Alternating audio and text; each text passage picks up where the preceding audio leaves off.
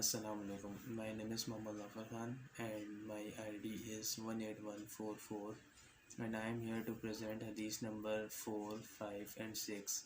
Hadith number 4. Sincere God will. Tamim ad-Dari reported, the Messenger of Allah, peace be upon him, said, Inna ad-Deen an-Nasiha, verily the religion is sincerity.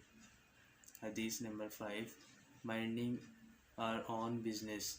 Ali ibn Hussein reported, the Messenger of Allah, peace be upon him, said, Inna min husni Islamil muz'i taskawu ma la ya'ni. Verily from the perfection of Islam is that a person leaves what does not concern him. Hadith number 6. Love your brother. Anas ibn Malik reported, the Messenger of Allah, peace be upon him, said, La yu'minu ahadukum hatta yuhibbulla akhi ma yuhibbul li nafsihi.